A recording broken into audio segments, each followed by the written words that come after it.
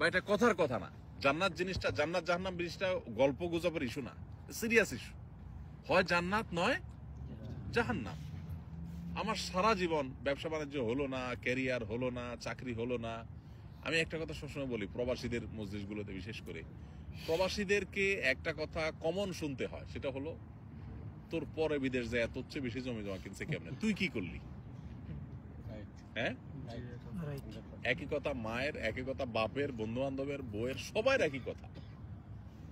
তোর লগে একসাথে গেছে, যা 20,000 টাকা পরিশোধ করছে, দেনা দায় পরিশোধ করছে, এলাকা জমি জমা সব কিনা ভরাই ফেলতেছে, বাজারে দোকান নিছে, শুনছি ঢাকাও ফ্ল্যাট বুকিং দিছে।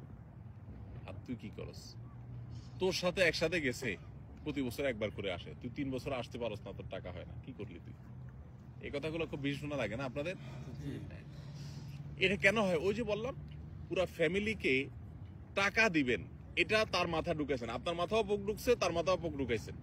সেও মনে করে টাকা দিতে পারলেই ছেলে আমার সাকসেস, ছেলে আমার সততার পথে থাকতে পারলেই সাকসেস, এটা তার মাথায় ঢুকে নাই, আপনার মাথায়ও সেটা নাই। এই জন্য সেও সুখে নাই, আপনিও সুখে নেই, না সে সুখে আছে না আপনার সুখে আছে। তো এই জন্য ভাই, দৃষ্টিভঙ্গিটাকে বদলানোর চেষ্টা করি।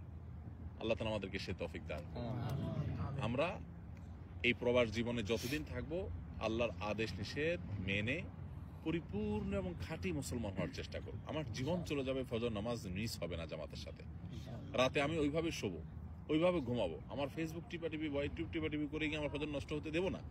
যে চাকরি করতে গেলে আমার নামাজই হয় না, ইবাদতই হয় না, চাকরি আমি করবো না।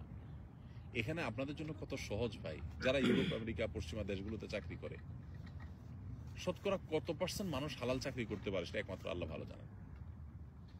অফিসে ছেলে মেয়ে যে মিক্সিং যে পরিমাণ হয়, চাইলেও নিজেকে বাঁচাতে পারে না। মিউজিক ছাড়া মাথা ঘোরানোর কোনো জায়গা নাই, সব জায়গায় টয়লেটের ভিতরে মিউজিক, এমন অবস্থা।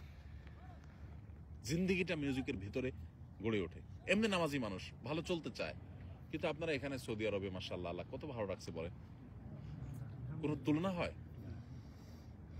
হাজারটা দুঃখ হয়তো আপনার থাকতে পারে, কিন্তু আপনি এখানে উপার্জন করতে গিয়ে ভেজাল পৃথিবীর যে কোনো দেশের তুলনায় সবচেয়ে কম ভেজাল।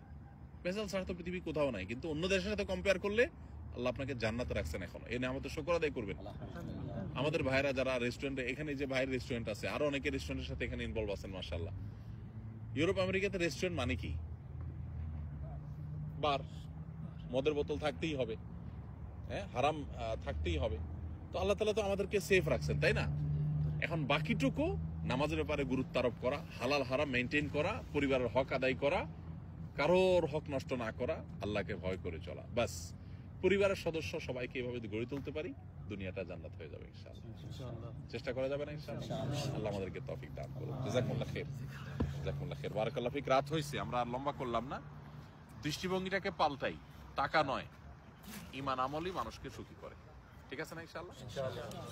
জাযাকাল্লাহ খাইর। এটা পরিবারের সদস্যদেরকে বোঝাতে হবে। আর কিভাবে বোঝাবেন?